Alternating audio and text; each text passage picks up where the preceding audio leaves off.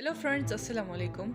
आज के इस वीडियो में हम किडनी पर बात करेंगे कि किडनी हमारे पास कैसे एक्सक्रीशन करता है, रिमूवल करता है मेटाबॉलिक वेस्ट का, किडनी के कितने पार्ट्स हैं और हमारे पास किडनी ब्लड कैसे फिल्टर करता है। किडनी जो है वो बीन शेप स्ट्रक्चर होते हैं और रिब केज के बिल्कुल नीचे लोकेटेड होते हैं। अगर आपकी किडनी हेल्दी है तो ये 1 मिनट में तकरीबन आधा कप ब्लड फिल्टर करता है। इस डायग्राम में आप लोग को शो हो रहा होगा रेनल कॉलम। इसके बाद वाला पोर्शन जो है हमारे पास में फिड्यूलरी पिरामिड है। पिरामिड हम इस ट्रायंगुलर स्ट्रक्चर को कहते हैं। ये तकरीबन 9 से 18 होते हैं एक किडनी में। इसके बाद जो हमारे पास है कैलिक्स। कैलिक्स के हमारे पास 2 पार्ट्स है, एक है मेजर कैलिक्स और दूसरा है माइनर कैलिक्स। इसके बाद हमारे पास रेनल आर्टरी है जिससे ऑक्सीजनेटेड ब्लड किडनी के अंदर जाता है, और इसके बाद वाला जो है रेनल वेन जिससे डीऑक्सीजनेटेड ब्लड बाहर आता है। पेल्विस है इसके बाद जो सब कुछ जो है यहाँ एक स्टोर होता है और फिर यूरेटर के जरिए किडनी से बाहर निकल जाता है। इसके बाद हमारे पास जो है रेनल कैप्सूल। जो कैप्सूल है ये इसने ये किडनी को कवर किया हुआ होता है। इसके बाद वाला पोर्शन हमारे पास है कॉर्टेक्स। कॉर्टेक्स और मेडुला, ये जो 2 पार्ट्स है किडनी के, ये 2 मेन इसके पार्ट्स है। ये हमारे पास अपने अपने हार्मोन्स भी प्रिपेयर करते हैं। अब अगर हम इस एक मेड्यूलरी पिरामिड को ले ले और इसको जूम करें तो इसका स्ट्रक्चर कुछ ऐसा दिखता है। इस स्ट्रक्चर में अगर हम देखें तो ये हमारे पास नेफ्रॉन का स्ट्रक्चर है जिससे हमारी किडनी बनी हुई है और हमारी किडनी का ये मेन यूनिट है। फर्स्ट इसमें ये सी शेप स्ट्रक्चर आता है, इसको हम रेनल कॉर्पसल कहते हैं। पहला जो आर्टेरियोल है इसको हम एफरेंट आर्टेरियोल कहते हैं, और ये जो नीचे वाला है इसको हम एफरेंट आर्टेरियोल कहते हैं। एफरेंट आर्टेरियोल से हमारे पास जो है सब कुछ बाहर निकलता है और एफरेंट से अंदर जाता है।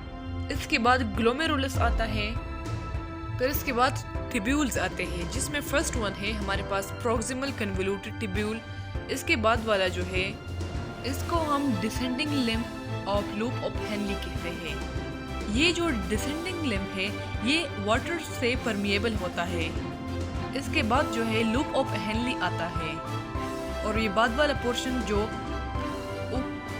ऊपर वाला पोर्शन अब जो है इसको हम ascending limb of loop of Henley कहते हैं, और ये पोर्शन परमिएबल टू साल्ट होता है। बाद में ये जो टिब्यूल हमारे पास आता है इसको हम कहते हैं डिस्टल कन्वोल्यूटेड टिब्यूल, और ये जो लास्ट वाला में आता है इसको हम कहते हैं कलेक्टिंग डक्ट।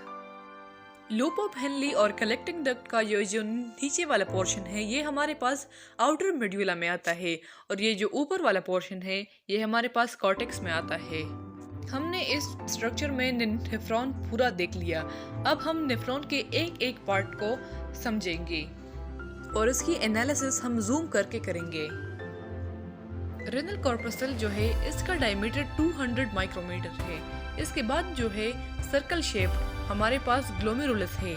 ये टफ ऑफ कैपिलरीज होते हैं और ब्लड सप्लाई करते हैं all part of the kidney को।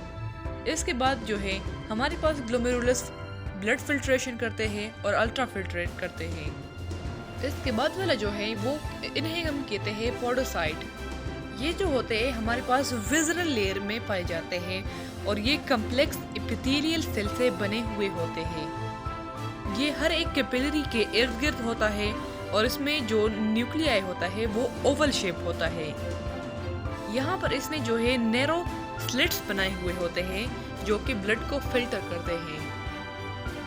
इसके बाद जो है एफरेंट आर्टेरियोल है। एफरेंट आर्टेरियोल के जरिए ब्लड अंदर जाता है, फ्लड वगैरह या और भी चीजें, और जो एफरेंट आर्टेरियोल है इसके जरिए चीजें बाहर आती है। इसके बाद बोमेंस कैप्सूल है जो कि पूरे रेनल कॉर्पसल से इर्द गिर्द है। बाद वाली जो पोर्शन है हमारे पास वो है कैप्सुलर स्पेस, या जिसको हम कहते हैं बोमेंस space.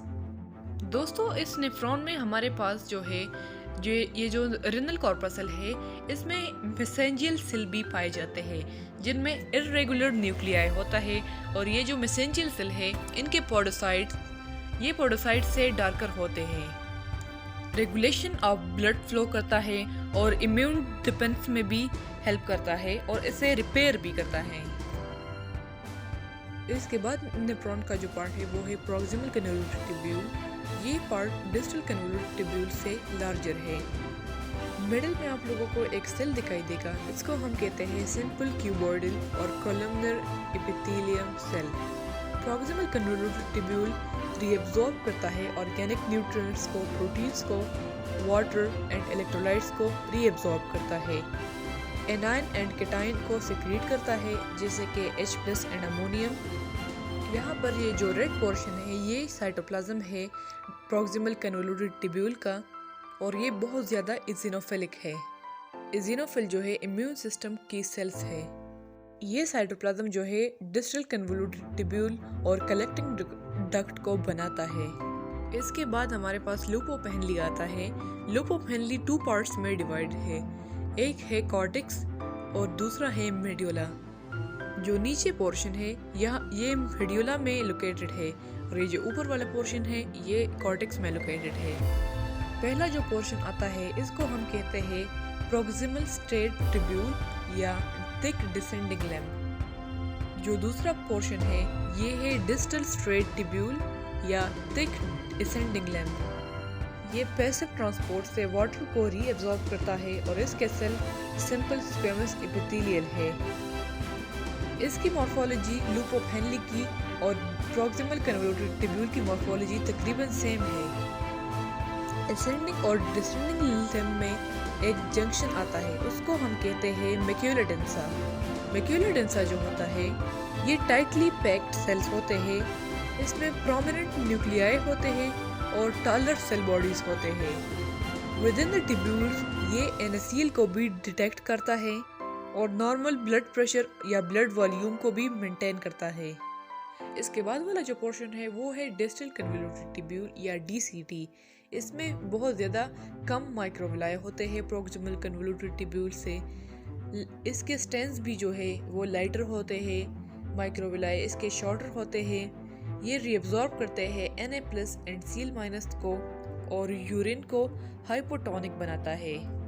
Last portion of nephron we have is collecting duct.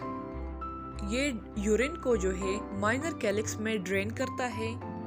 इसके बॉर्डर्स वेल डिफाइन होते हैं और ये simple cuboidal and columnar epithelial cell से बना हुआ होता है।